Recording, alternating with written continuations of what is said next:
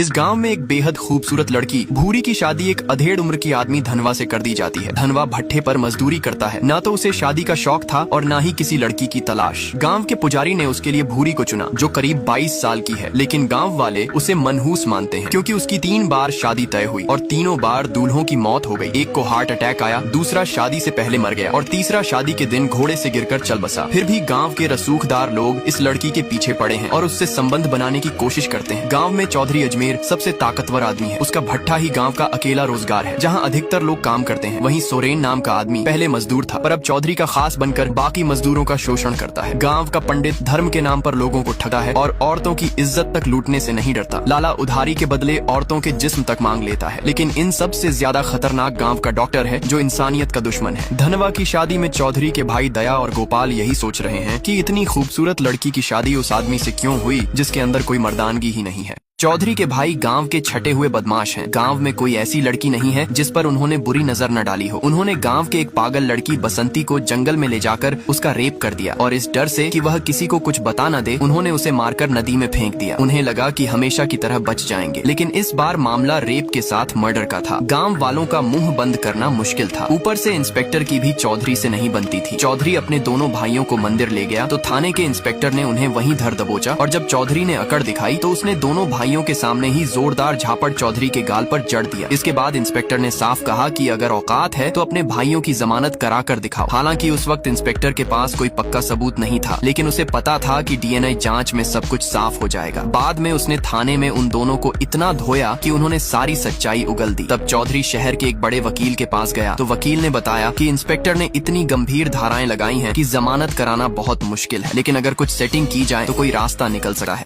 चौधरी के पास फिलहाल पैसे नहीं थे। तब पंडित ने उसे एक आइडिया दिया कि क्यों ना भट्ठे में काम कर रहे मजदूरों की मजदूरी आधी कर दी जाए। इससे रिश्वत देने के लिए पैसे आसानी से इकट्ठा हो जाएंगे। भट्ठे में करीब 300 मजदूर काम कर रहे थे और सबकी आधी मजदूरी काटी गई तो बड़ी रकम हाथ लग जाती। मजदूरों के पास कोई और काम का विकल्प नहीं था और अगर कोई विरोध करता तो चौधरी की गुंडई उसका मुंह बंद कर देती। मजदूरी कम होने से मजदूरों की हालत बदतर हो गई थी। धनवा जैसे लोग आवाज उठाते तो उन्हें गंदी बातें सुननी पड़ती। सोरेन तो हद पार कर गया। उसने धनवा से कहा कि ज्यादा मजदूरी चाहिए तो अपनी बीवी को भेज दे। कोतवाल का बेटा बीमार था और उसके इलाज के लिए पैसे तक नहीं थे। मजबूरी में कोतवाल की पत्नी मालती को अपने बेटे के लिए डॉक्टर से दवा लेने के बदले जिस्म बेचने तक की नौबत आ गई। जब ये